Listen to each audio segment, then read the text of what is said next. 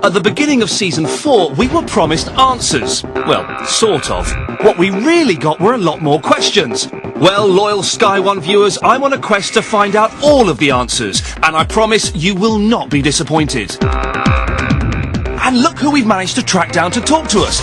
We've got Alan Dale, who plays Charles Widmore. They're always asking me all the time, what's happening next. Michael Emerson, aka Bad Boy Ben Linus. Ben will eventually be revealed to be a heroic character. And would you believe it, we have the head honchos of the Lost universe, creators and writers Damon Lindelof and Carlton Cuse. Trust me, nothing goes on in Lost without these guys. Wow, it's confusing, but I think there's probably more to come. It sure is. There's a million things going on at once and we don't know the answers to any of them. How important is Mr. Wigmore? Is Ben a good guy or a bad guy? Who's Jacob? What is the black smoke? Time travel. What's that all about? Who does their hair? All valid questions, I think you'll agree, which we'll do our very best to answer in the show and hopefully make the writers sing like canaries.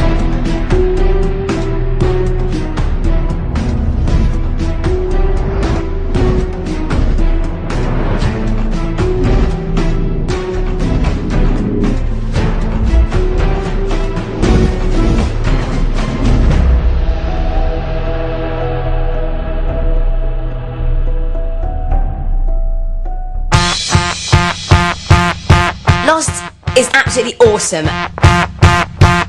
You never know where it's going to take you. I have to say I'm probably #1 fan. Just a fascinating show. It's got that factor to it where you have to watch it next week. I end up watching it and then I'll get the box sets and then watch it again and again and again. Are they dead? Is it an experiment? Is it supernatural? Is it the future? It just blows your mind. We all love Lost. It's undeniably brilliant, but undeniably frustrating. And the first big question is, are they making it up as they go along? We've been saying for quite some time, that we know where we're going, and before we announced that the show was going to end at the end of Series 6, essentially the audience kept saying to us, do you know what you're doing, or are you making it up as you go along? And the thing that the flash forwards did was, we basically said, yeah, we know where we're going, and here, look at it. I'm one of the Oceanic Six! One of the most clever ththings about the show is the whole flash forwarding thing.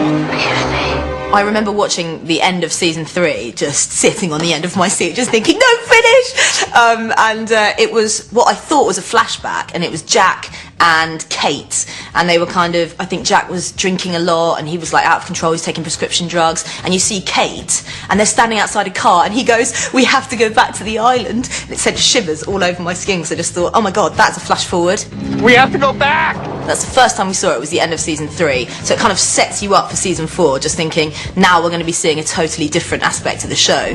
By virtue of saying we're fast forwarding, and you can now flip to the last page of the book and choose if you want to go back and see how you got to it, suddenly we get this trust back, which was sort of huge for us and incredibly liberating for the show.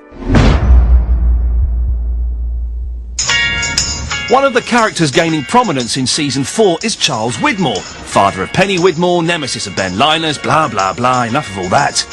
We gained exclusive access to the London set as seen in the season finale. Let's sketch this out. I'll tell you what we're going to be doing. Alan Dale is doing Spamalot in London.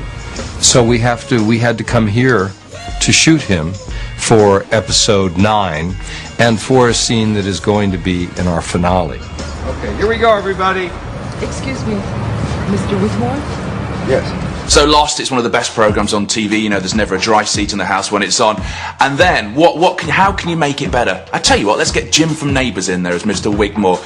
But what is he doing there? You look at him and you think, I think this guy is going to be important to the plot. You remember the name Charles Widmore, don't you? It's Jim Robinson from Neighbours, who Alan Dale, who seems to be in pretty much every American series that ever gets made these days. I'd love to have his agent. G'day, Jim. Jim from Neighbours was exactly the same age I can think of as now. I mean, he's not aged. This island's amazing. It's great for the skin. Is Mr. Wigmore God? Why was the island stolen off him? What is going on between Mr. Wigmore and Ben? Who Mr. Widmore is a big question going into season 5, and what role he will have in the future of the show, I think, is one that viewers should pay close attention to. I like that you call him Mr. Widmore and you're being deferential, like, ooh, he's scary to me. What's great about Widmore is we introduced him as basically a foil for Desmond. He starts out as a character who's basically, you know, the typical overprotective dad, stay away from my daughter, and he has evolved into, you know, one of the most important characters in the uber mythology of the show. So, you know, we have only yet to begun to peel the onion that is Charles Widmore. It's a very big onion. And it makes you cry when you peel it. $100 for take 4, eh? Important character in the uber mythology of the show. He must know what's going on. Will Allendale spill the beans? We fly blind a little bit in this show because everything's so secret.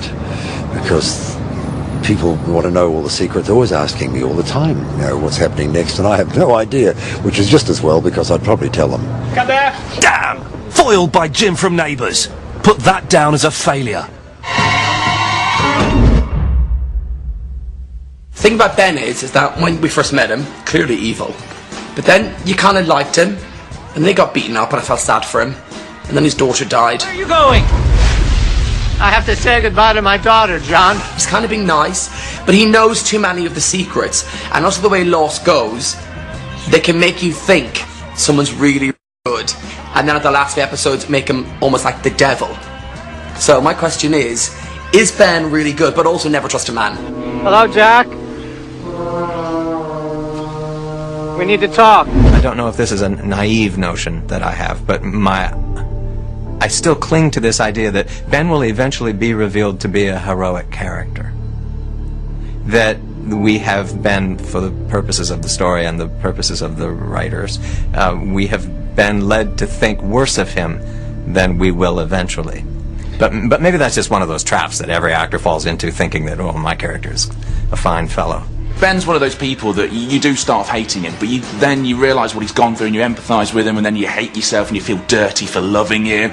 So I can't work out if he's good or bad. This is where you shot Locke and left him for dead, huh? Yes, Hugo, I was standing right where you are now when I pulled the trigger. We knew that Ben would be an important character right from the get-go. The whole idea that we had was that our guys capture another, but what they don't know is that he's the leader of the others. We had a safety trap in case the actor wasn't good. By safety trap, he means we would have killed them. But you've seen us use the safety trap before. As I stayed longer and longer, and they wrote more and more for the character, I thought, well, there's more to this than meets the eye, because I just assumed that he was a balloonist from Minnesota.